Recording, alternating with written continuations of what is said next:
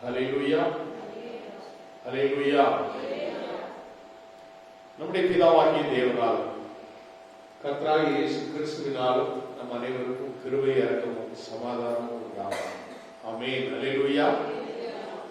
இந்த வேளையிலும் நாம் சிந்திக்கும்படியாக தெரிந்துகொண்ட வேத வசனம் 2 நாளாகமம் புத்தகம் 16ஆம் அதிகாரம் 9வது வசனத்தை நாம் வாசிப்போம். 2 நாளாகமம் 2 Chronicles 16:9. 2 நாளாகமம் 16ஆம் அதிகாரம் 9வது வசனம். தம்மை பற்றி உத்தம இருதயத்தோடு இருக்கிறவர்களுக்கு தம்முடைய வல்லமையை விளக்கப்படும்படி கர்த்தருடைய கண்கள் பூமியெங்கும் உலாவிக் கொண்டிருக்கிறது. ஹல்லேலூயா. அடுத்த வார்த்தை இந்த விஷயத்தில் என்று யூதாவின் ராஜாவாகிய ஆசாவுக்கு ஒரு செய்தி, ஒரு எச்சரிக்கும் செய்தி. அடுத்த வார்த்தை முன்பதாக ஆண்டவர் சொல்லுகிறார், தம்மை பற்றி உத்தம இருதயத்தோடு இருக்கிறவர்களுக்கு என்று தம்முடைய தீர்க்கதரிசி ஞான திருஷ்டிக்காரனாகிய அனானி என்று சொல்லப்படுகிற ஒரு தீர்க்கதரிசி மூலமாக இந்த வார்த்தையை யூதாவின் ராஜாவாகிய ஆசாவுக்கு சொல்லப்பட்டிருக்கிறது. தம்மை பற்றி உத்தம இருதயத்தோடு இருக்கிறவர்களுக்கு தம்முடைய வல்லமை விளக்கப்படும்படி கர்த்தருடைய கண்கள் பூமியெங்கும் உலாவிக் கொண்டிருக்கிறது. ஹல்லேலூயா. கர்த்தருடைய கண்கள் பூமி எங்கும் உலாவிக் கொண்டிருக்கிறது. யார் யார் என்னென்ன செய்கிறார்கள்? கர்த்தருடைய கண்கள் நல்லோரையும் தீயோரையும் நோக்கி பார்க்கிறது என்று நீதிமொழிகளின் புத்தகத்திலே நாம் வாசிக்கிறோம்.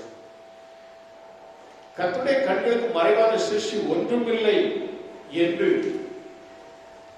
நாம் எபிரேயரிலே வாசிக்கிறோம். அவருடைய கண்களுக்கு மறைவான சிருஷ்டி ஒன்றும் இல்லை. நாம் அவருடைய கண்களுக்கு முன்பாக எல்லாரும் நிர்வாணமாயும் வெளியரங்கமாயும் இருக்கிறோம் என்று வேதம் சொல்லுகிறது. நம்மை மறைக்க முடியாது, நம்முடைய வாழ்க்கையை மறைக்க முடியாது, நாம் செய்யக்கூடிய தப்பிதங்களை மறைக்க முடியாது. இப்படி பல காரியங்களை ஆண்டவர் கண்ணோக்கி பார்த்துக் கொண்டிருக்கிறார். அவருடைய கண்கள் பூமி எங்கும் உலாவிக் கொண்டிருக்கிறது. அப்படி உலாவிக் கொண்டிருந்த அந்த கண்கள் தான் ஒரு முறை சத்ருவானவன், சாத்தானானவன் யோபுவை பார்த்த பொழுது ஆண்டவர் சொல்லுகிறார், சாத்தானே, நீ யோபுவையா பார்க்கிறார் என்று 1:1 நாம் வாசிக்கும் பொழுது அவன் எப்படிப்பட்டவன் என்று வேதம் சொல்லுகிறார். யோபு 1:1, 2, 3 ஆகிய வசனங்களை நாம் வாசிக்கும் பொழுது அங்கு நாம் பார்க்கிறோம், யோபு என்னும் பேர் கொண்ட ஒரு மனுஷன் ஊத்ஸ் தேசத்திலே இருந்தார். அந்த மனுஷன் உத்தமனும் சன்மார்க்கனும் தேவனுக்கு பயந்து பொல்லாப்புக்கு விலகருமாய் இருந்தார் என்று அங்கு நாம் பார்க்கிறோம். அதே ஆண்டவர் 2:3 வாசிக்கும் பொழுது, 2ஆம் அதிகாரம் 3வது வசனத்தை வாசிக்கும் பொழுது மிக தெளிவுபடுத்துகிறார். அப்பொழுது கர்த்தர் சாத்தானை நோக்கி, நீ என் தாசனாய யோபின் மேல் கவனம் வைத்தாயோ? உத்தமனும் சன்மார்க்கனும் தேவனுக்கு பயந்து பொல்லாப்புக்கு விலகுமான மனுஷனாகி அவனை போல் பூமியில் ஒருவனும் இல்லை. முகாந்திரம் இல்லாமல் அவனை நிர்மூலமாக்கும்படி நீ என்னை ஏவின போதிலும் அவன் இன்னும் தன் உத்தமத்திலே உறுதியாக இருக்கிறான் என்று உத்தமத்தை குறித்து சொல்லுகிறார். உத்தமனுக்கு கர்த்தர், சொல்லுங்க, தெரியாதா? உத்தமனுக்கு கர்த்தர் துணை. ஹல்லேலூயா. உத்தமனுக்கு கர்த்தர் துணை. உத்தமனாக வாழ வேண்டும், உத்தமர்களாக நாம் வாழ வேண்டும். ஆபிரகாமை ஆண்டவர் அழைத்து, நீ என்னிடத்தில் உத்தமனாயிரு என்று ஆண்டவர் சொல்லுகிறார். ஆதியாகமம் புத்தகம் 17:1 நாம் வாசிக்கும் பொழுது நாம் அங்கு பார்க்கிறோம், ஆபிரகாம் 99 வயதான போது கர்த்தர் ஆபிரகாமுக்கு தரிசித்து நான் சர்வ வல்லமுள்ள தேவன், நீ எனக்கு முன்பாக நடந்து கொண்டு உத்தமனாய் உத்தமமாக நடக்க வேண்டும் என்று நம்மை ஆண்டவர் அழைக்கிறார். ஆபிரகாமை பார்த்து சொல்கிறார். எத்தனை வயசுல? 99 வயசுல, 75 வயதுல ஆண்டவர் அவனை அழைத்து, நான் சொல்லுகிற தேசத்துக்கு நீ போ என்று சொன்ன பொழுது அவன் அப்பொழுது உத்தமமாய் நடந்து கொண்டான். என்ன ஏது, எங்க போனோம், அது எப்படிப்பட்ட நாடு, எந்த எதிர்கேள்வியும் கேட்கவில்லை. அதுதான் கடவுளுக்கு முன்பாக ஒரு சாந்தத்தோடு, கீழ்ப்படிதலோடு, தாழ்மையோடு உத்தமமாய் நடக்கிற பிள்ளைகளுடைய வாழ்க்கை.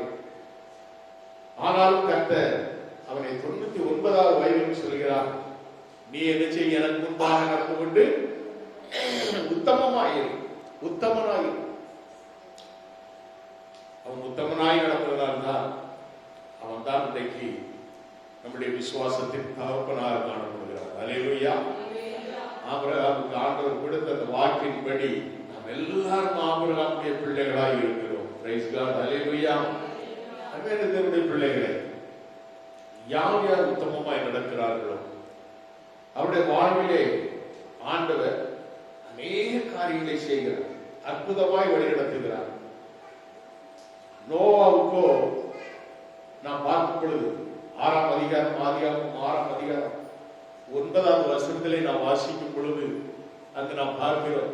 ஆதியாகமம் 6:9 நாம் பார்க்கும் பொழுது நோவாவின் வம்ச வரலாறு என்று சொல்லி அங்கு நாம் பார்க்கிறோம். நோவா தன் காலத்தில் இருந்தவர்களுக்குள்ளே நீதிமானும் உத்தமனுமாய் இருந்தான். நோவா தேவனோடு சஞ்சரித்துக் கொண்டிருந்தான். ஒரு உத்தமமான வாழ்க்கை என்பது தேவனோடு சஞ்சரிக்கும் ஒரு வாழ்க்கை, தேவனோடு ஐக்கியமாய் இருக்கும் ஒரு வாழ்க்கை, தேவனோடு ஒப்புரவாக்குதலாய் இருக்கக்கூடிய ஒரு வாழ்க்கை, தேவனை மிகவும் நேசித்து வழிநடத்தி வருகிற ஒரு வாழ்வு, தேவனோடு மிக நெருக்கமாக ஒரு இணக்கத்தோடு வாழ்கிற ஒரு வாழ்க்கை. ஆண்டவரை எப்பொழுதும், அதைத்தான் தாவீது சொல்லுகிறார், கர்த்தரை எப்பொழுதும் எனக்கு முன்பாக வைத்திருக்கிறேன், கர்த்தரை எப்பொழுதும் எனக்கு முன்பாக வைத்திருக்கிறேன். அவர் எனது வலது வாசத்தில் இருக்கும்படியாக நான் செய்யப்படுவது. சங்கீதம் 14:8 நாம் பார்க்கிறோம். உத்தமமான வாழ்க்கை என்பது தேவனோடு நடக்கிற வாழ்க்கை, தேவனுக்கு பின் செல்கிற வாழ்க்கை. நமக்கு நல்ல மேய்ப்பராய் நம்முடைய ஆண்டவர் நமக்கு முன் செல்கிறார். நல்ல மேய்ப்பர் இயேசு நம்முடைய வாழ்விலே நமக்கு மேய்ப்பராய் இருந்தால் நாம் ஒரு பொழுதும் தாழ்ச்சி அடையாதபடி, குறை இல்லாதபடி ஒரு ஆசீர்வதிக்கப்பட்ட ஒரு வாழ்வை நாம் சுதந்திரித்துக் கொள்வோம். அவரை பின்பற்றுகிற ஒவ்வொரு பிள்ளைகளும் உத்தமர்கள் என்று ஆண்டவர் சொல்லுகிறார். Price God. அல்லேலூயா. காலேபை குறித்து வேதம் சொல்லுகிறது. என்னாகும் 14:1 14:24 நாம் வாசிக்கும் பொழுது, என்னாகும் 14:24 நாம் வாசிக்கும் பொழுது, காலேப் வேறே ஆவி உடையவனாய் இருந்தார் என்று சொல்லப்படுகிறது. மாத்திரமல்ல, அவன் உத்தமனாய் என்னை பின்பற்றி வந்தபடியினாலும் அவன் போய் வந்த தேசத்திலே அவனை சேரப்படுவேன். காரணம் என்ன? காலேபும் யோசுவாவும் நல்ல செய்தியை கொண்டு வந்தார்கள்.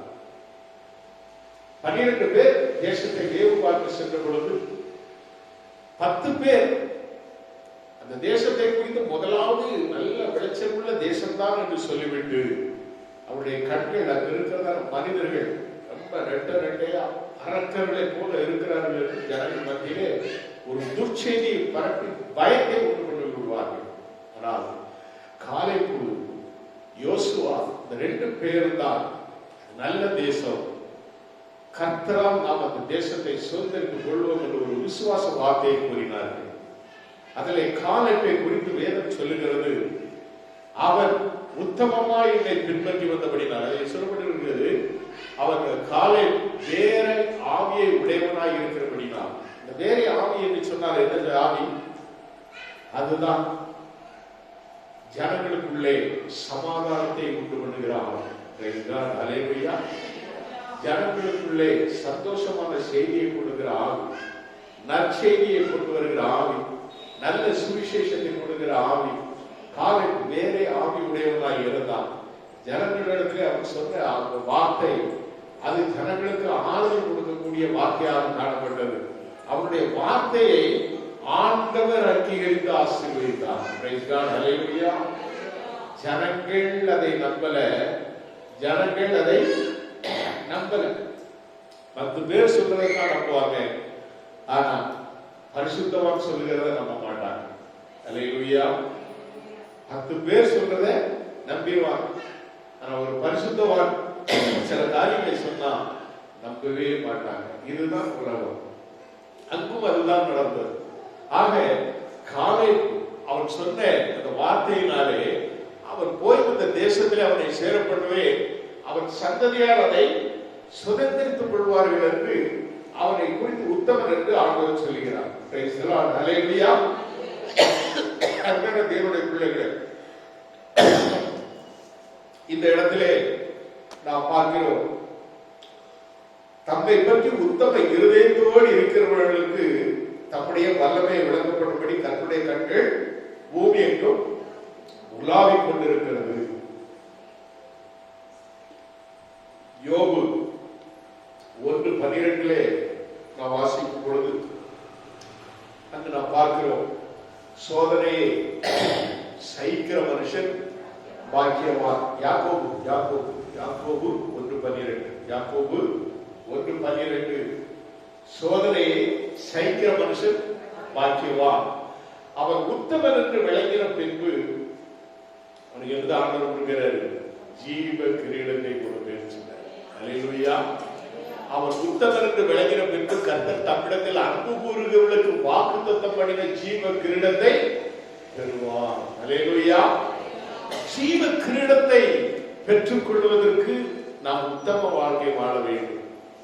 சோதனை நிறைந்த உலகம் தான் இந்த உலகம். உலகத்துல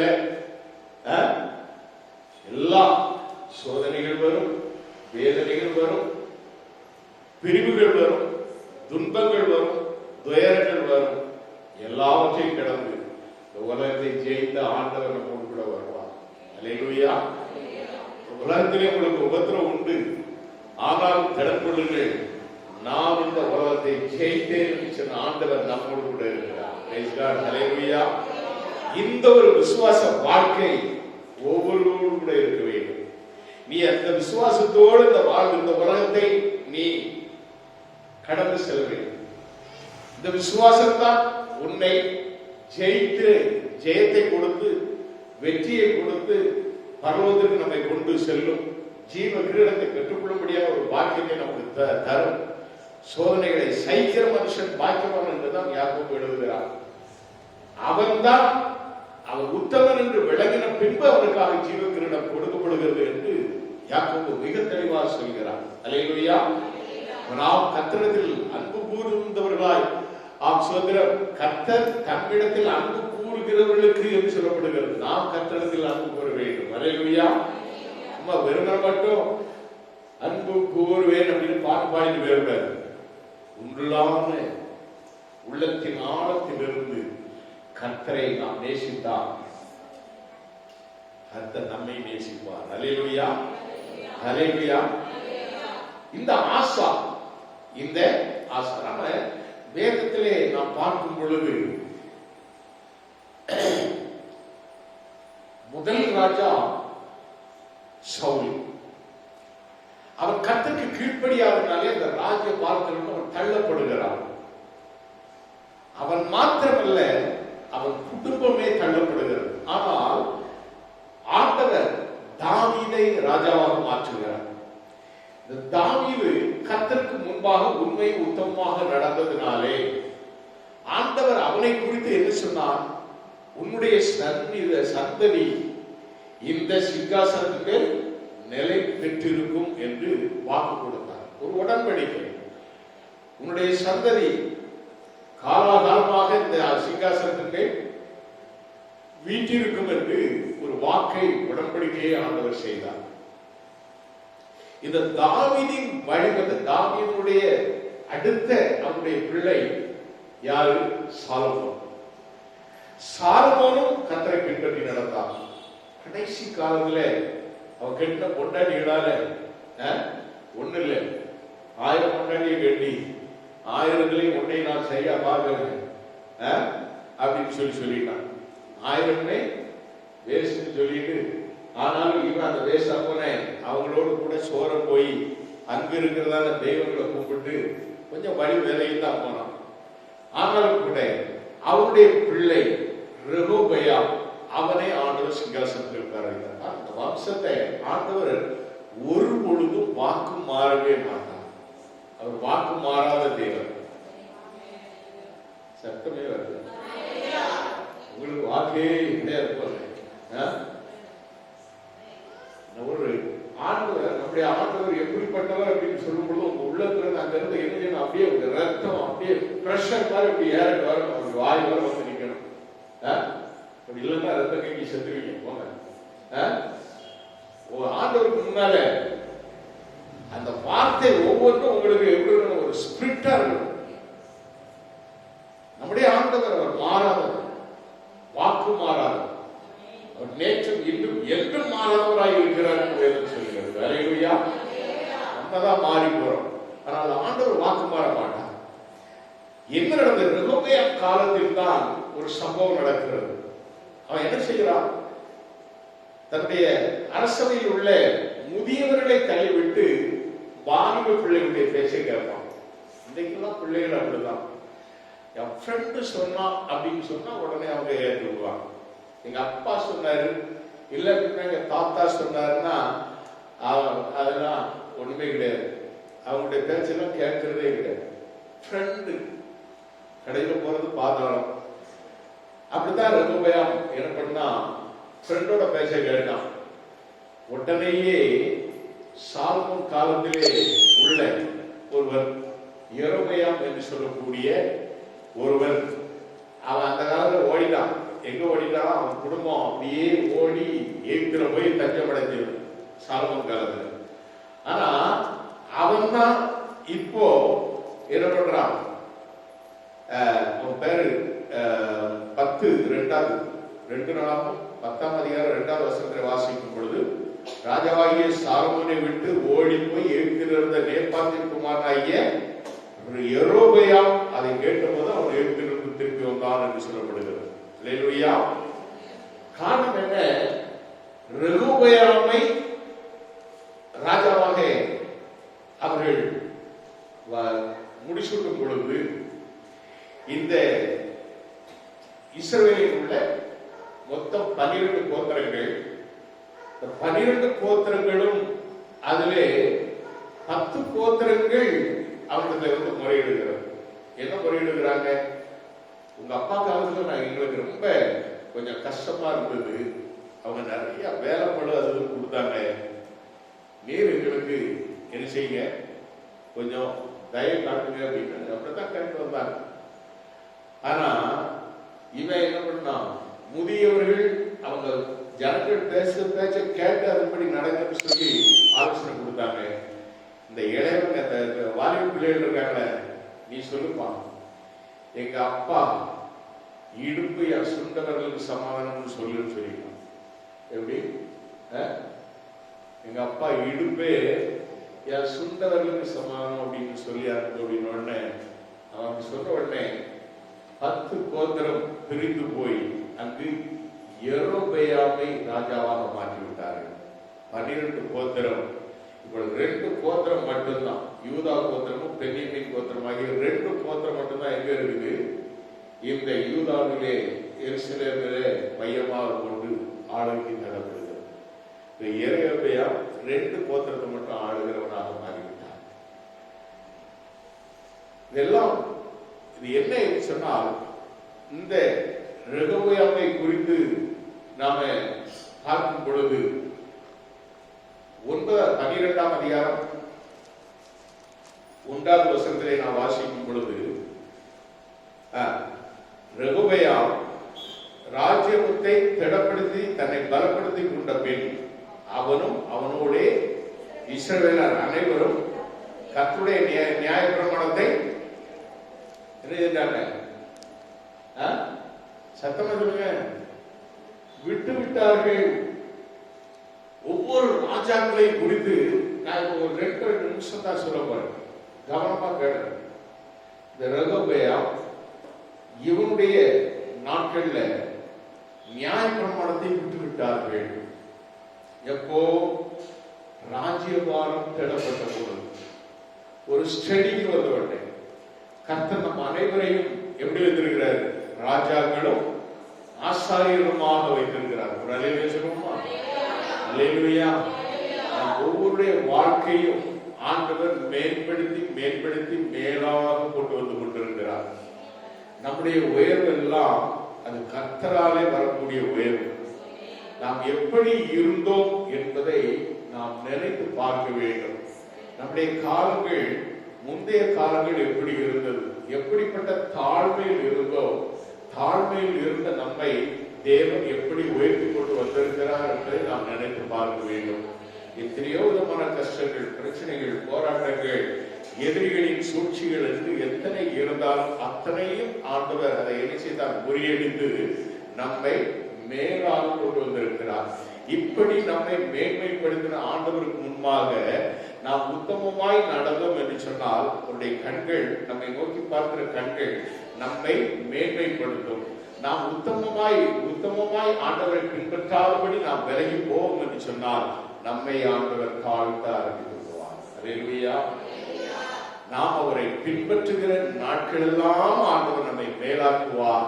நாம் ஆண்டவரை தள்ளிவிட்டால், ஆண்டவரை நாம் விட்டு பின்வாங்கி போவோமையானால் அவருடைய பிரியம் நம்மேல் இருக்காது. அல்லேலூயா, அல்லேலூயா. வேதம் அப்படித்தான் சொல்லுகிறது. வேதம் அப்படித்தான் சொல்லுகிறது.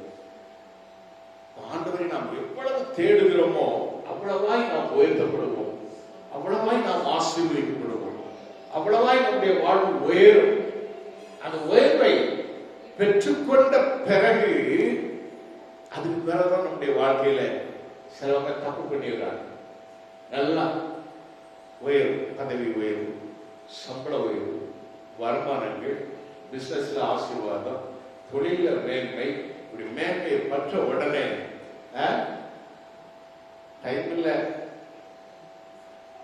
சர்ச்சைக்கு வர்றதுக்கு டைம் இல்ல, டைம் வேண்டாம், இல்ல முடியாது.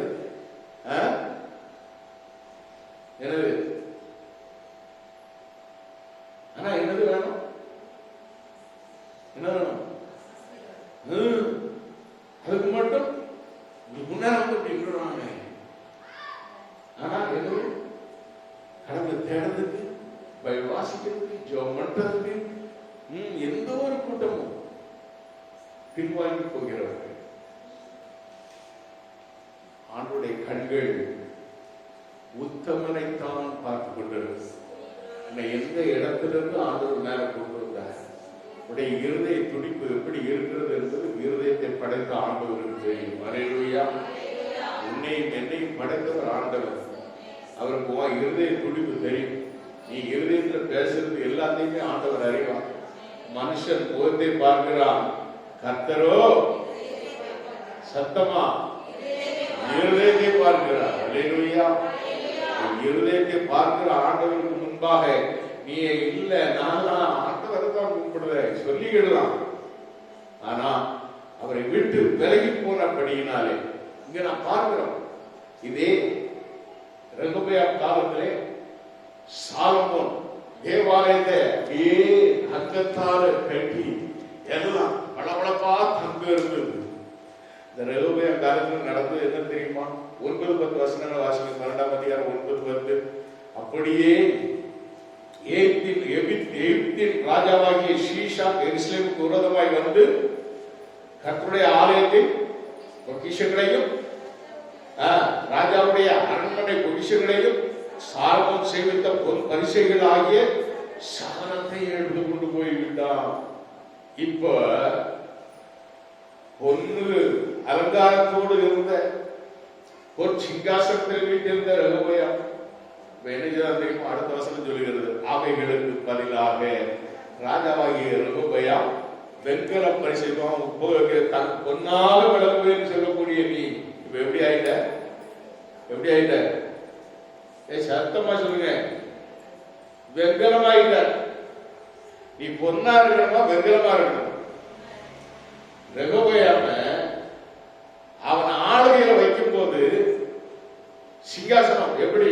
பொன்னால் அலங்கரிக்கப்பட்ட சிங்காசனம், தங்கத்தால் இழைக்கப்பட்ட சிங்காசனம். அதே மாதிரி தான் இருக்கு. ஆனா வெண்கலமும் அப்படிதான் இருக்கும். எப்படி இருக்கும்? அப்படியே தொலைக்க முடியுங்க. அப்படி வெயில் அப்படி வச்சீங்கன்னா பார்க்க கணக்கு இருக்கும். பல பலரும் தங்கம் மாதிரி மின்னும். தங்கம் மாதிரி இருக்கணுமா? தங்கமா இருக்கணும். அவர்களை சோதித்த பின்பு சோதனைக்கு விலகி ஓடக்கூடாது. சோதனை வரும் காலத்துல சோதனை வரும் சொற்கேட்கும் செவியிலே இருந்து ஜெயம் வரும் மரணை காக்க வல்லோ. அல்லேலூயா. சோதனை வரும். சோதிக்கப்படுகிற வேளையிலே கர்த்தரை மேன்மைப்படுத்திக் கொண்டே அவருடைய அனுமதி இல்லாமல் நமக்கு சோதனை வருவதே கிடையாது. அவருடைய அனுமதி இல்லாமல் ஒருத்தர் நம்மளை திட்டவும் முடியாது. Praise God. அல்லேலூயா. அவருடைய அனுமதி இல்லாமல் நம்மை ஒருத்தர் நிந்திக்கவும் முடியாது. அதான் தாவீதுடைய வாழ்க்கையில் அவர் கற்றுக்கொண்ட பாடங்கள். Praise God. அல்லேலூயா. நாம் பார்க்கிறோம், இந்த ஆசாவுக்கு ஆண்டவர் சொல்றார், இந்த ஆசா நாம ரெகொபெயாமுக்கு அடுத்து அபியா என்கிறதானே ஒரு அவனுடைய மகன். அவன் அரசு கட்டில கொடுத்தாங்க. அவனுடைய நாட்களே நீங்க பாப்பீங்க சொன்னா அவனும் இப்படிதான். கொஞ்ச நாள் இந்த அபியா ஆண்டவரை தேடலாம். ஆண்டவரை தேடலாம். ஆண்டவரை தேடிட்டு அவன் கூட என்ன பண்றான்? அப்படியே பின்வாங்கி போவான். ஆனா அவன் காலத்துல அவனுக்கு பிறகு அவருடைய காலத்துல வந்ததுதான் யாருன்னு சொன்னா ஆசா. இந்த ஆசா காலத்துலதான் ஆண்டவர் என்ன செய்கிறாரு? சில அற்புதங்கள் எல்லாம் செய்கிறார். அவனுக்கு எதிராக பல லட்சம் பேர் திரண்டு வந்து யுத்தம் செய்ய வந்த வேளையில ஆசா கர்த்தரை நோக்கி கூப்பிடுகிறார். பலம் உள்ளவனுக்காயும் பலம் அற்றவனுக்காயும் உனக்கு உதவி செய்கிறது லேசான காரியம் என்று ஆண்டவரை நோக்கி வேண்டிக் கொண்ட பொழுது ஆண்டவர் அற்புதங்களை செய்ய ஆரம்பிக்கிறார். அவர் அற்புதத்தை பெற்றுக் கொண்டார். அதிசயங்களை பெற்றார். இப்படி அற்புதங்களையும் அதிசயங்களையும் பெற்று அவன் ராஜ சிம்மாசனத்திலே மிக அற்புதமாக ஒரு ஆட்சியை சேர்த்துக் கொண்ட வந்த அவன் தான். ஆனால் அவன் என்ன செய்கிறான் அப்படின்னு சொல்லி சொன்னா, நீங்க அந்த நாள் ஒன்றிலே நான் வாசிக்கும் பொழுது ஆசா அரசாண்ட 36ஆம் வருஷத்திலே இஸ்ரவேலின் ராஜாவாகிய பாஷா யூதாவுக்கு விரோதமாக வந்து ஒருவரும் யூதாவின் ராஜாவாகிய ஆசாவினிடத்தில் போக்கும் வரத்துமாய் இராதபடிக்கு ராமாவை கட்டினான் என்று சொல்லி நாம பார்க்கிறோம். இப்படி அந்த யூதா ராஜாவுக்கு விரோதமாக இந்த பாஷா வந்த பொழுது இவன் என்ன பண்றான்னா, சீரிய ராஜாவிடத்துல போய் இவன் பண்டசாலையில இருந்த தங்கத்தை வெளியே ஒன்றை எடுத்து சீரிய ராஜா கையில கொடுத்து, வாங்க நீங்க எனக்காக இஸ்ரவேல் ராஜா பாஷாவுக்கு விரோதமாக நீங்க எனக்கு சப்போர்ட் பண்ணுங்கன்னு சொல்லி காசு கொடுக்குறாங்க. இதை ஆண்டவர் என்ன செய்கிறார்? வன்மையாக ஆண்டவர் கண்டிக்கிறார். அனானி என்று சொல்லக்கூடிய ஞான திருஷ்டிக்காரன் மூலமாக கர்த்தர் பேசின வார்த்தை தான் இந்த 2 நாளாகும் 16:9. தம்மை பற்றி உத்தம இருதயத்தோடு இருக்கிறவர்களுக்கு தம்முடைய வல்லமையை விளக்கப்படும்படி கர்த்தருடைய கண்கள் பூமி எங்கு உலாவிக் கொண்டிருக்கிறது. இந்த விஷயத்தில், எந்த விஷயத்துல? நீர் கர்த்தரை நோக்கி பார்க்கும் பொழுது லட்சக்கணக்கான பேர் உமக்கு விரோதமாக எதிராக வந்தாலும் என் ஆண்டவரிடத்தில் ஒரே ஒரு வார்த்தை கேட்டு பலம் உள்ளவனுக்காக பல நற்றவனுக்காக உதவி செய்கிறது லேசான காரியம் என்று சொல்லி நீர் கேட்ட பொழுது உமக்காக கர்த்தர் யுத்தம் செய்து பெரிய வெற்றியை கொடுத்தார். ஆனா ஒரு பாஷா என்கிறதானே ஒரு ராஜாவுக்கு எதிராக வந்த பொழுது நீர் என்ன பண்றது? சீரிய தேசத்தா ராஜாவுக்கு அவங்கிட்ட போய் அவங்க காலில் விழுந்து அவங்கிட்ட போய் இவங்கெல்லாம் சில வீடு வரும், சில ஒரு ரைடு வந்ததுன்னா உடனே போய் சரண்டர் ஆகி அவங்கதான் நமக்கு துணைக்கு போய் நின்றுறாங்க. அது மாதிரி இப்போ இவரு அப்படி போய் விழுந்தார். இது கடவுளுக்கு பிடிக்கல. அதான் சொல்ற, இந்த விஷயத்தில் மதி இல்லாதவராய் இருந்தேன், ஆகையால் இது முதற்கொண்டு உமக்கு யுத்தங்கள் நேரிட வேண்டாம். அல்லேலூயா. இது முதல் ஏன் உனக்கு எதிராக இது முதல் அப்படின்னு சொன்னா, நீ உன் உத்தமத்திலிருந்து விலகிட்ட. அல்லேலூயா. நீ ஆண்டவரை தேர்ந்த, ஆண்டவரை பற்றி நிற்கிற அந்த பிடியிலிருந்து நீ விலகிட்ட. நீ ஆண்டவரை விட்டு தூரம் போயிட்ட. எப்ப பார்த்தாலும் நீ வேற வேற வேற வேறன்னு போயிட்டு இருக்க, கடவுளை தேடுறதுக்கு சண்டையை கூட கண்டடிச்சு போயிட்டு இருக்க. ஆண்டவர் பாருங்க, ஆண்டவர் உன் உத்தமத்தை விட்டு நீ விலகும் பொழுது ஆண்டவர் எழுதுகிறாரு, உமக்கு யுத்தங்கள் நேரிடும், அவன் சமாதானம் பெறும், உனக்கு சந்தோஷம் பெறும், வாழ்க்கையில நிம்மதியே இருக்காது அப்படின்னு சொல்லிட்டு அதான் பாக்குறோம். 12வது வசனத்துல வாசிக்கும் பொழுது, ஆசா அரசாண்ட 39ஆம் வருஷத்திலே தன் கால்களில் வியாதி கண்டு அவன் நோவு மிகவும் உக்கிரமாய் இருந்தது. அவன் தன் வியாதியிலும் கர்த்தரை அல்ல அதிகாரிகளையே தேடினான். வியாதியில யார தேடணும்? அந்த வியாதி எதுக்காக வந்தது? கால வியாதியை கொடுத்தாரு. அவன் இருதயத்தில் வியாதி கொடுக்கல, அவன் கண்ணில் வியாதியை கொடுக்கல, அவனுடைய வாயில வியாதியை கொடுக்கல. எங்க கொடுத்திருக்கிறாரு? கால கொடுத்தாரு. இந்த கால் வலிக்கு நீ என்ன செய்யணும்? ஆண்டவரை தேடிக்கணும், பரிகாரிகளை தேடினான். அதனால செத்து போனான். அடுத்த வருஷம் அப்படிதான் சொல்லுது, 41ஆம் வருஷத்துல மரித்து தன் பிதாக்களோட நித்திரை அடைந்தான். அல்லேலூயா. அவனுக்கு பிறகு யோசபாத் என்று சொல்கிறதானே அவருடைய மகன் ராஜாவாக மாறினான். யோசபாத் காலங்களிலும் அவன் மிக அருமையாக உண்மையாக அவர் புரிந்து சொல்கிறது. 17:3 கர்த்தர் யோசபாத்தோடு இருந்தார். அவன் பாகால்களை தேடாமல் தன் தகப்பனாகிய தாவீது முன்னாட்களில் நடந்த வழிகளில் நடந்தது. அல்லேலூயா. நம்ம பார்க்கும்போது ஒரு காரியத்தை இந்த வேதத்தில் நாம் இந்த ராஜாக்களின் காலங்களை நாம் பார்க்கும் பொழுது தாவீது நடந்த வழியிலே நடந்தார்கள் அப்படின்றோம். இன்னொன்று இஸ்ரவேலின் ராஜாக்களின் வழியிலே நடந்தார்கள். இந்த இஸ்ரவேலின் ராஜாக்கள் என்று வரும் பொழுது இந்த 10 கோத்திரத்தோடு இந்த யெரொபெயாம் அரசாண்ட அந்த நாட்கள் தான். அதுல இருந்தே பாவம், பாகால்கள், தோப்பு விக்கிரகங்கள், அந்நிய தேவர்கள் இவங்களெல்லாம் இஸ்ரவேலுக்குள்ளே வந்து விடுவார்கள். அதனாலதான் இஸ்ரவேல் அந்த ஆண்டவர் அந்த இஸ்ரவேலை வெறுக்க ஆரம்பித்தார். இந்த 10 கோத்திரம் வெறுக்கப்பட்டது காரணமே அதுதான். அதை அரசாண்ட எல்லாருமே ஆண்டவருக்கு விரோதமாக ஆண்டவரை தேடாதபடி அவர்கள் விக்கிரக வணக்கங்களிலே தொலைந்து விட்டார்கள். அந்த யூதா கோத்திரமும் இந்த பென்யமீன் கோத்திரமாகிய இந்த 2 கோத்திரத்தை உடைய தாவீதுடைய அந்த வம்ச வழி ஆளுகையில மட்டும்தான் கொஞ்சம் கொஞ்சம் அப்படியே அப்பவும் கூட சொல்லுவாங்க, அப்பவும் பிறந்து விடுவாங்க. இந்த யோசபாத்துடைய காலத்துல நீங்க பாத்தீங்கன்னா தாவீது வழியில் நடந்தான். சிலவங்க சொல்லுவாங்க தாவீது அன்னைக்கு அப்படிம்பாங்க.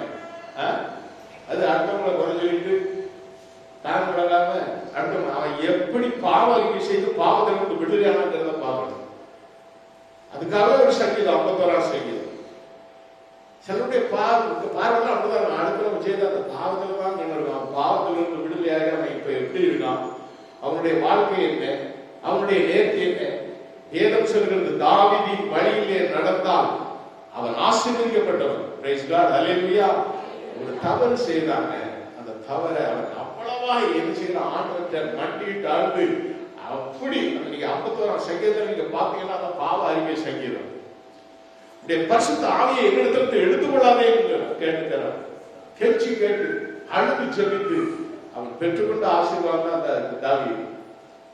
அதனாலதான் தாவீதின் சிங்காசனத்துல அவனுடைய சந்நிதி ஒரு நாளும் இல்லாமல் போகாது என்று சொல்லி ஆண்டவர் வாக்கு கொடுத்தார். பிரைஸ் காட், ஹல்லேலூயா. இந்த யோசபாத்தை நீங்க பாத்தீங்கன்னு சொன்னா அவன் என்னெல்லாம் செய்யறான்னா 7, 8, 9 வசனங்களை நீங்க வாசிக்கும் பொழுது அவன் ஒரு பிரிவை ஊழியர் செய்யும்படிக்கே நியமிக்கிறார். யோசபாத்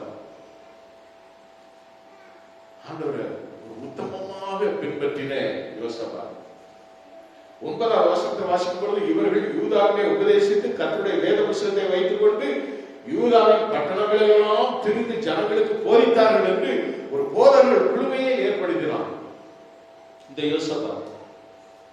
ஆனா இவரை குறித்து 18:1 நான் வாசிக்கும் பொழுது 18:1 யோசபாத்துக்கு மிகுந்த ஐஸ்வர்யமும் வந்துட்டா.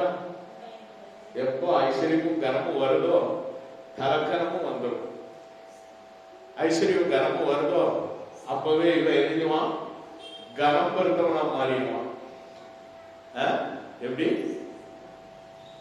எப்படி கனம் பெருத்தவனா எப்படி கனம் பெருத்தவனா மாறிடுவான், குண்டா மாறிடுவான். எப்போ ஐஸ்வர்யம் வருதோ அவனுக்கு தலக்கணமும் அதிகமாயிடும். ஆனால் ஐஸ்வர்யமும் கனமும் அவனுக்கு உண்டானது அவன் ஆகாபோடே சம்பந்தம் கலந்தான். அல்லேலூயா. எங்க போய் சம்பந்தம் கலந்தான்? சிலவங்களுக்கெல்லாம் சம்பந்தம், அந்த சம்பந்தத்தினால வரக்கூடிய பிரச்சனைகள், அதனாலே அவனுடைய வாழ்க்கை சொல்லிட்டு போகும். முள்ள மாதிரியும் முடிச்சவைக்கும் சம்பந்தத்துக்கு வந்துட்டாங்கன்னா ஐயோ கேட்கவே வேண்டாம். இந்த குடும்பத்தாரப்படக்கூடிய சங்கடங்கள் அதை அனுபவிச்சதான் தெரியும். அவ்வளவு கேவலமான சம்பந்தங்கள்லாம் எல்லாருக்கும் வந்து மாட்டிடும். சம்பந்தம் கலக்கும் போது பார்த்து சம்பந்தம் கலக்கணும். இவன் என்ன பண்ணான்? ஐஸ்வர்ய தரம் வந்த உடனே ராஜா குடும்பம், இஸ்ரவேல் ராஜா குடும்பம் சொல்லிட்டு ஆகாபோட போய் சம்பந்தம் கலந்தான். அதனால என்ன ஆச்சு அப்படின்னு நீங்க பாருங்க அப்படின்னு சொன்னா அவனுக்கு ஆண்டவர் ஒரு பயங்கரமான ஒரு சூழ்நிலை கொண்டு வந்தார். யோசபாத்தும் ஆகாபும் போய் ஒரு இடத்துல போய் யுத்தம் பண்ண போறோம்னு போய் இருந்தாங்க. அங்க போனா அவன் ஆகாபு வந்து அவன் வேஷம் மாதிரி அவன் நின்றுகிட்டான். இவன் யோசபாத் என்ன பண்ணான்? ராஜ வேஷத்துல போனான். எதிரி நாட்டுக்காரன் இவன் தான் ராஜா, பிடி விடாத கொள்ளடா அப்படின்னா யோசபாத்துக்கு அப்படியே கிடு கிடு கிடு நடுங்கி, ஐயோ நான் இல்லை நான் இல்லை நான் இல்லை. இவனும் ராஜா தான், இவன் யூதா ராஜா. ஆனா அவன் இஸ்ரவேல் ராஜா நினைச்சிட்டு சுத்தி வளைஞ்சிட்டான். ஒரு பயத்தை ஆண்டவர் கொடுத்தார், ஒரு பயத்தை ஆண்டவர் கொடுத்தார். பயந்து நடுங்கி ஐயோ நான் இல்லைன்னா அதுக்கு பிறகுதான் அவங்களுடைய பார்வை என்ன செஞ்சது? வேற பக்கம் திரும்பி ஒருத்தன் நினையாத வேளையில ஒரு அம்பை விட்டான். அது நேர ஆகாபுடைய போய் அங்க போய் சொல்லிட்டு அல்லேலூயா. இப்படி ஒரு சம்பவம் நடந்தது. கர்த்தருக்கு ஸ்தோத்திரம். இந்த யோசபாத் இவருக்கும் ஞான திருஷ்டிக்காரனாகிய யெகூ என்பவர் பரப்பு போய் அவன் சொல்றான், நீர் சில நல்ல காரியங்கள்லாம் செய்யும். ஆண்டவருக்கு முன்னால நாம உண்மை உத்தமமாய் நடந்த இந்த காரியத்தை ஆண்டவர் ஒரு பொழுதும் மறக்கவும் மாட்டார். அதே நேரத்துல நீ தப்பு பண்ணால் உன்னை மன்னிக்கவும் மாட்டார். அல்லேலூயா. அதனாலதான் ஆண்டவர் குறித்து சொல்லப்படுகிறது. நம்முடைய ஆண்டவர் இரக்கமுள்ள ஆண்டவர். நம்முடைய ஆண்டவர் பட்சிக்கிற அக்னியாய் இருக்கிறார். ஒரு அலையில ரெண்டு வித்தியாசம் இருக்கா இல்லையா? நம்முடைய ஆண்டவர் இரக்கமுள்ள ஆண்டவர். நம்முடைய ஆண்டவர் பட்சிக்கிற அக்னியாய் இருக்கிறாரே. அல்லேலூயா. ரட்சிக்கிறவனை ரட்சிப்பா, பட்சிக்கிறவனை சொல்லுங்களேன் பட்சிப்பா. அல்லேலூயா. ரட்சிக்கிறவனை ரட்சிப்பா, பட்சிக்கிறவனை பட்சிப்பா. இதுதான் அங்க நம்ம பார்ப்போம். நம்ம 19ஆம் அதிகாரம் 2, 3, 4 வசனங்களை வாசிக்கும் பொழுது இந்த யெகூ என்று சொல்லக்கூடிய இந்த ஞான தரிசிக்காரன் வந்து அவன் சொல்றான், துன்மார்க்கனுக்கு துணை நின்று கர்த்தரை பயிர்க்கிறவர்களை நீர் சிநேகிக்கலாமா? இது நிமித்தம் கர்த்தருடைய கடும் கோபம் உண்மையில் வர இருந்தது வந்தது. நீர் பயந்த அலறி பிடிச்ச பொழுது உன் மேல இறங்கினாங்க. அதுதான் 3ஆம் வசனம் சொல்கிறது, ஆகிலும் நீர் விக்கிரக தோப்புகளை விட்டு தேசத்தை விட்டு அகற்றி தேவனை தேட உங்களுடைய இருதயத்தை நேராக்கின விஷயத்தில் நன்மையான காரியங்கள் உங்களிடத்தில் காணப்பட்டது உண்டு என்றான். யோசபாத் எருசலேமிலே வாசமாய் இருந்து திரும்ப பேர்சபா தொடங்கி இப்ராஹிம் மல தேசப்பட்டுள்ள ஜனத்துக்குள்ளே பிரயாணம் போய் அவர்களை தங்கள் பிதாக்களுடைய தேவனாகிய கர்த்தருக்கு திரும்ப பண்ணினான் என்று சொல்லப்படுகிறது. அதுக்கு பிறகுதான் அவன் பழைய ஒரு மாற்றம். அல்லேலூயா. அவன் மாறின அவருடைய காலம் முடிகிறது. அல்லேலூயா. இப்போ யோசபாத் காலம், அவருடைய காலம் முடிகிறது. அப்ப அவருடைய காலத்துக்கு பிறகு அங்க நம்ம பார்க்கிறோம், யோரம் என்கிறதான ஒரு ராஜா. இந்த யோராமுக்கு பிறகு அகசியா என்கிறதான ஒரு ராஜா, அவனுடைய பிள்ளை. அவனுடைய காலத்துக்கு பிறகு யோவாஸ் என்கிறதான ஒரு ராஜா. இந்த யோவாஸ்ல 7 வயசா இருக்கும் பொழுது அரியணையில ஏறி உட்கார். யோவாஸ் 7 வயசுல ராஜாவாக இருக்கிறான். இந்த 7 வயசான அந்த யோவாச ராஜாவாக அபிஷேகம் பண்ணுவதற்கு பெரும் பாடுபட்டவன் யோய்தா என்று சொல்லக்கூடிய ஒரு ஆசாரியர்.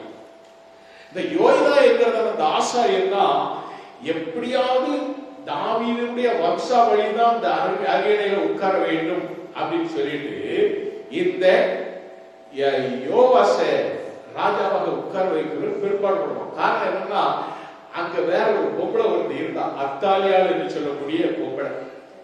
யாரு? அகசியாவுடைய அம்மா. அகசியா 1 வருஷம் அவன் கேடான வழியில் இருக்கிறது, ஒரே வருஷத்துல செத்து போறான். அவனை கொண்டவங்களை இவா என்ன பண்றா, அவன் தாயாகி அத்தாலியாள் என்ன பண்றா, சரமாரிய வேண்டிட்டு அவ சிங்காசனத்துல உட்கார்றான். அவா இப்ப அவளை தூக்குறதுக்காக தான் இந்த அதுதான் என்ன அப்படின்னா, இந்த அந்த ஆசாரியனுடைய ஒரு உண்மையான காரியம், உத்தமமாய் அவன் ஆண்டவருக்கு முன்பாக நடந்த ஒரு ஆசாரியன்.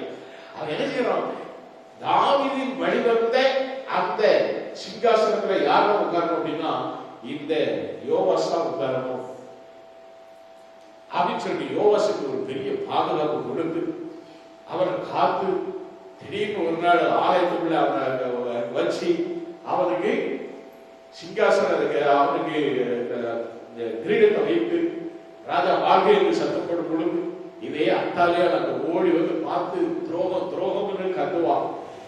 ஏன்னா அவதான் ராணி மாதிரி அங்க இருக்கா, பேயாட்டம் ஆடிக்கிட்டு இருக்கா. அவ காலத்துல பயங்கரமான விக்கிரக வணக்கங்கள், விக்கிரக தோப்புகள். அதனாலதான் ஆசாரியனாகிய யோய்தா யோவாசுக்கு துணை நின்று யோவாச பாதுகாத்து அவனை ராஜாவாக சிங்காசனத்துல 7 வயதுல உட்கார வைக்கிறான். சரி, இந்த யோய்தாவுடைய நீங்க மரணத்தை நீங்க பாப்பீங்க அப்படின்னு சொல்லி சொன்னா 24ஆம் அதிகாரம் 17, 18, 19 நான் வாசிக்கும் பொழுது 24, 17, 18, 19 வாசிக்கும் பொழுது நாம பார்க்கிறோம்.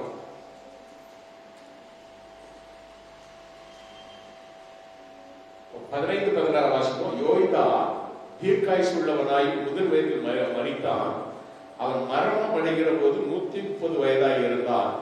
அவன் தேவனுக்காகவும் அவருடைய ஆலயத்திற்காகவும் இஸ்ரவேலுக்கு நன்மை செய்தபடியால் அவனை தாவீதின் நகரத்தில் ராஜாக்கள் அண்டையில் அடக்கம் பண்ணினார்கள் என்று நாம் பார்க்கிறோம். பாருங்க, ஒரு ஆசாரியனுக்கு அந்த பார்க்கிறோம், தாவீதுடைய நகரத்திலே ராஜாக்கள் அண்டையிலே ஒரு கல்லறை கிடைக்கிறது. அவன் எவ்வளவு உண்மையான ஒரு ஆசாரியர் இந்த யோய்தா. அவன் மரணம் அடைச்சான். இப்ப அவனுடைய மகன் அவர் பேர் சகரியா. இந்த சகரியாவின் மேல் தேவ ஆவி இறங்குகிறார். இந்த சகரியா யாரை பார்க்கிறாரு அப்படின்னு சொன்னா இந்த யோவாசுடைய சில தவறுகளை பார்த்து அவர் மேல உள்ள சில குற்றத்தை அவர் சொல்றார். 17-18 நம்ம வாசிக்கும் பொழுது யோய்தா மரணம் அடைந்த பின்பு யூதாவின் பிரபுக்கள் வந்து ராஜாவை பணிந்து கொண்டார்கள். அப்பொழுது ராஜா அவர்களுக்கு செவி கொடுத்தால் அப்படியே அவர்கள் தங்கள் பிதாக்களின் தேவனாய கர்த்தரின் ஆலயத்தை விட்டு விட்டு தோப்பு விக்கிரகங்களையும் சிலைகளையும் சேவித்தார்கள். அப்பொழுது அவர்கள் செய்த குற்றத்தின் நிமித்தம் யூதாவின் மேலும் எருசலேமின் மேலும் கடும் கோபம் உண்டது அப்படின்னு நம்ம பார்க்கிறோம். 20வது வசனத்தில் நம்ம வாசிக்கும் பொழுது அப்பொழுது தேவனுடைய ஆவி ஆசாரியனாகிய யோய்தாவின் குமாரனான சகரியாவின் மேல் இறங்கினதனால் அவர் ஜனத்துக்கு எதிரே நின்று நீங்கள் கர்த்தருடைய கற்பனைகளை மீறுகிறது என்ன, இதனால் நீங்கள் சித்தி பெற மாட்டீர்கள் என்று தேவன் சொல்கிறார். நீங்கள் கர்த்தரை விட்டுவிட்டதினால் அவர் உங்களை கைவிடுவார் என்று எச்சரிக்கிறார். நல்ல கவனம் பாருங்கள். அந்த காலத்துல பரிசுத்த ஆவியானவர் யார் மேல் இறங்குகிறார்களோ அவர்கள் தீர்க்க தரிசனம் சொல்வார்கள். அந்த ஆசாரிய வம்சாவளிகளிலே சிலர் பேர் ஆண்டவருடைய ஆவி இறங்கும். அப்படித்தான் யோய்தாவினுடைய குமாரனாகிய சகரியாவின் மேல் அந்த ஆவி இறங்கியது. அவர் அந்த வார்த்தையை சொல்ல பொழுது யாரு 7 வயசுல யோய்தாவுடைய பெரிதான சப்போர்ட்டும் பலமும் அவன் கையாண்ட விதத்தினாலதான் யோவாஸ் வந்து சிங்காசனத்திலே உட்கார முடியுது. சின்ன பையன் அவனை அத்தாடிய சுந்தரிய நசுக்கின மாதிரி நசுக்கி போட்டிருப்பான். ஆனா அவனை பாதுகாத்து அவன் அரியணையில உட்கார வச்சது யாரு? யோய்தா. இப்ப அவன் மகன் அவன் செய்த தப்ப சொல்ல ஆரம்பிச்சான். நீ பழவடியும் விக்கிர தோப்புகளையும் விக்கிரகங்களையும் நீ கூட்டிட்டு இருக்கிறிய, கர்த்தரை விட்டு விலகி விட்டார் அப்படிங்கிறத சொல்ல ஆரம்பிச்சான். சொன்ன உடனே அவன் என்ன பண்றான்? இவனுக்கு விரோதமாக கோபம் கொண்டு இவனை கொலை செய்கிறான். 22வது வசனத்துல வாசிக்கும் பொழுது அப்படி அவருடைய தகப்பனாகிய யோதா தனக்கு செய்த தயையை ராஜாவாகிய யோவாஸ் நினையாமல் அவருடைய குமாரனை கொன்று போட்டான். சாவு வேளையில அவன் சொன்னான். என்ன சொன்னான் தெரியுமா? என்ன சொன்னான்? கர்த்தர் அதை பார்த்தார், அதை கேட்பார் என்றான். அல்லேலூயா. நீ எவ்வளவு ஒரு உண்மையான ஒரு தகப்பனுக்கு பிறந்த ஒரு பிள்ளைய நீ கொன்று போட்ட. அவன் சொல்றான், கர்த்தர் அதை பார்ப்பார், அதை கேட்பார்.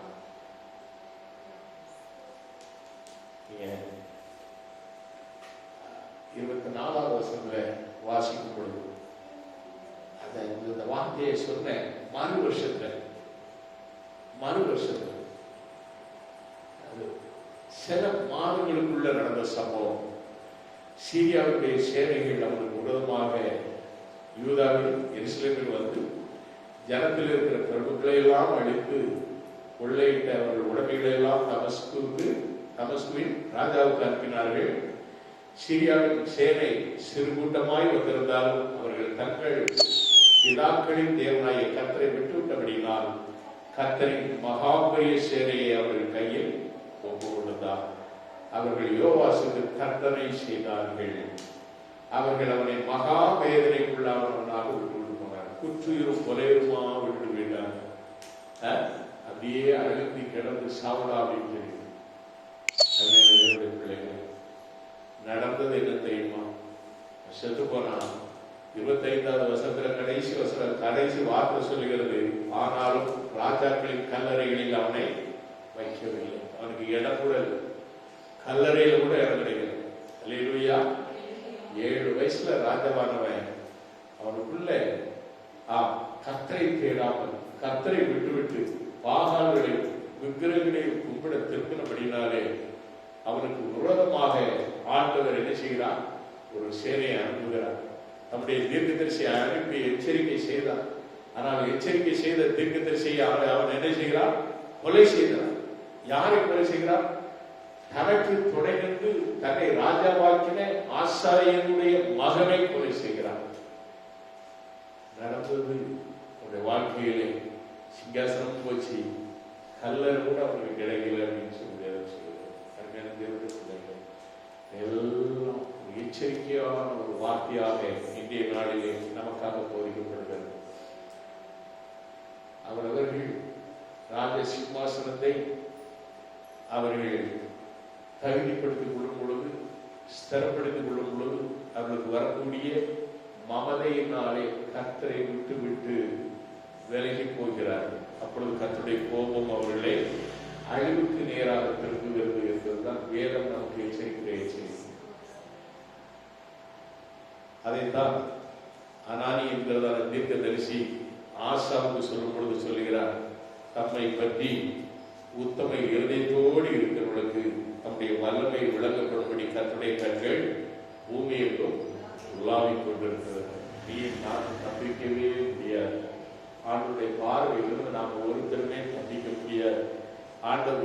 ஆண்டவரை உண்மையாய் உத்தமமாய் நாம் பின்பற்றினால் நிச்சயமாக நம்முடைய வாழ்க்கை மேலாக நான் உன்னை வாழாக்காமல் விளையாட்டுவே கீழாக்காமல் மேலாவாய் மேலாவாய் மேலாக்குவே என்று சொல்கிற கருத்து அதுதான் நமக்கு வாக்கு கொடுத்த ஆண்டவர்.